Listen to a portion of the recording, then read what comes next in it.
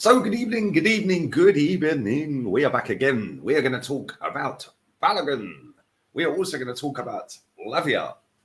And Arsenal have gone on to the pre-season tour of America, the PR tour, where they're going to interact with all you American fans that have paid $700 for tickets, because that's showing gratitude for your support. Anyway, anyone who has paid to go to them games, big up to you, man. Because that is stupid amounts of money, I can't lie, to go and watch a pre-season game. If you haven't gone, you're in luck, because Arsenal will charge you, of course they will, to watch it via their website. Just saying. There are other means and other ways I'm sure you can find. But anyway, make sure you are smashing the like button up, people. Subscribe to the channel.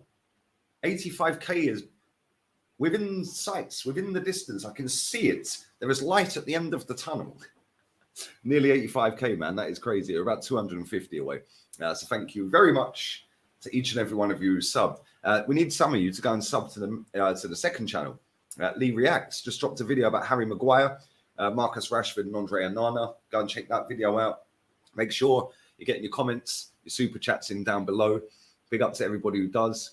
And yeah, let's talk about Balogun, because now Inter Milan have sold the goalkeeper, they've got 40 odd million in. So now the story that's out there is they're going to use the Onana money to buy Balogun. It's so easy to be a journalist, isn't it? Oh, they've got money now. He's valued around the same. We'll put them two together. Listen, he may be interested in getting interest, from Inter Milan, but I don't want him to go. I don't want him to leave. He is light years clear of Eddie Nketiah. And I think that experiment with Eddie Nketiah has now failed, hasn't it? We didn't win anything. He was poor most of the season. Scored a goal against Man United that ultimately ended up meaning nothing. The winner. Won the game, didn't win the title. Balogun, off of the back of missing an open goal the other day, millions of these reactionary inverted mutants that have infested my football club are just sitting there going, get rid of him. He's not good enough. He's not good enough. Have they forgotten that Gabriel Jesus missed loads of sitters last season? They've forgotten even the greats behind me miss sitters every now and again. They've forgotten that. So this reactionary fan base is willing to get rid of Balogun for one miss. They're willing to get rid of Thomas Partey for having 5 bad games at the end of the season. Yeah, and then they wonder why they get bantered. Yeah, they wonder why they get bantered. They've had their pants down all season for Balogun. So look at what he's doing in France. The same league that everyone said is a farmers' league. But now he's had one miss and he's not good enough. Like, what is going on here? Yeah, Balogun is light years clear, and I mean light years clear, of Nketiah. So keep him. Get rid of Nketiah. We signed Nketiah up when he had no contract. We can now get money for him. So sell him.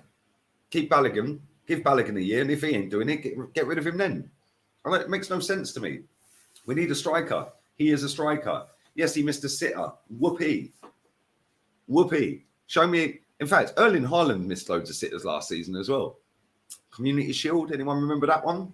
Yeah. What about the one, was it against Fulham, where he spanked it off the bar and then spanked it straight out the stadium? Or was that a Champions League game? I think it was Leipzig, maybe. Yeah, but these strikers miss chances. That's the aim of the game. I've never seen a striker have a 100% success rate in shooting into goals. But it is what it is. And some people will always be reactionary when it comes to players. One good game, they're the best thing in the world. Yeah, they're all in tears because the 16-year-old's not gone on tour. Like, do me a favour. Honestly, maybe, just maybe, because he is a child, maybe there was a visa issue. Because he is only 16. Yeah, just thinking about it logically. But yeah, there's so many people getting upset. Reece Nelson's not on the tour. Reece is apparently injured again. Signs a contract, gets injured. Pretty sure the 5 million quid that we deposited into his bank as a signing on fee will soften the blow. Yeah, mad. Actually mad. But it is what it is. Anyway, let's move on to Lavia. Let me know your thoughts about Balogun. I would not be selling him. That guy's A guy's levels above Nketiah. So let me know, would you sell him? If so, how much is he worth? Let me know down below in the comment section. Lavia, the latest midfielder to be linked to Arsenal for probably about the 21st time this summer. Whole host of clubs are trying to secure his services. Thomas Partey has agreed big money deal to Saudi from an unnamed team. Okay, listen, if we sign Lavia, I'll be happy because he's a good player. But if it's at the cost of losing Thomas Partey, downgradings FC real quick. And people have got short memories with Thomas Partey. I've said this before. The guy's our most important player. I said this yesterday on a video. But Lavia, he'd be a good player, a good addition, and a good squad depth. You can throw him in for certain games. But Lavia is not ready to play a whole season for Arsenal. Don't care what anyone tells me. He ain't ready. Yeah, he ain't ready. You play him half a season. Bring him on in games, start him in the odd game, rotate him. But to start a whole season trying to go for a title in Champions League football, nah, not for me. Caicedo's still on the market. That's another thing. The Athletic. I wanted to bring this up. I'm not going to say the word. Them see you next Tuesdays. Yeah, them see you next Tuesdays. And now saying that Arsenal burned their bridges with Brighton in January. The same people at the end of January into February were saying, we've kept good relations. We kept good relations. So were they lying then? Or were they lying now? Because either way, they're lying. And people sit and go, oh, but it's David Ornstein. It's Amy Lawrence. All of these posh little twats that sit there making up stories, yeah, to try and get the PR spun. That, oh, it doesn't matter that we didn't get Caicedo and signed Jorginho instead because we kept good relations for Caicedo with Brighton. And I've been sitting here all summer saying, why haven't we bid for him yet? We kept good relations. Why haven't we bid for him? And now the story's coming out. Yeah, they burned their bridges a little bit and, the way it was handled, they didn't really like it, Brian. But there was the story that came out that said we put 2 bids in, got rejected. Then the third story went, Edu was on the phone to Tony Bloom or whatever his name is. And they said, look, we're not selling him. Not selling him until the summer. So Edu decided not to push further and kept good relations. That was the story these idiots wrote. It was out there on about the 26th of January. Like, come on. And now they're sitting here writing, oh, yeah, but they bent their bridges with Brighton and they wanted Declan Rice, but West Ham said that he wasn't available. So they went in for Caicedo, yeah, put 2 bids in, upset Brighton, and then signed Jorginho as a stopgap to go and then get Rice.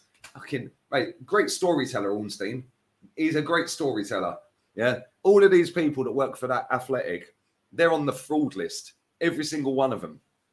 Yeah, they are on the fraud list. Yeah, number one, they charge you to watch it, or not to watch it, to read their garbage. And number 2, why do they all sound the same, these little pompous twats? Pompous, condescending idiots. They just say, oh, yes, well, it's the faults between the industry, the news in the industry. What are you waffling, mate? Yeah, are we signing the player, yay, nay, or bollocks? It's pretty simple, isn't it? Yeah, so they either lied in January or they're lying now. Me personally, they're all liars, compulsive ones that clickbait everything, write a load of garbage, and literally are just mouthpieces for Arsenal Football Club or whatever club they're writing on at the time. That's it. And I said this on my video, I dropped a minute ago about Harry Maguire and Marcus Rashford, PR Ashford. The amount of money spent on PR by these football clubs is insane. It is insane. You've only got to Google how much does the UK as a total spend on PR every year. It's touching 4 billion.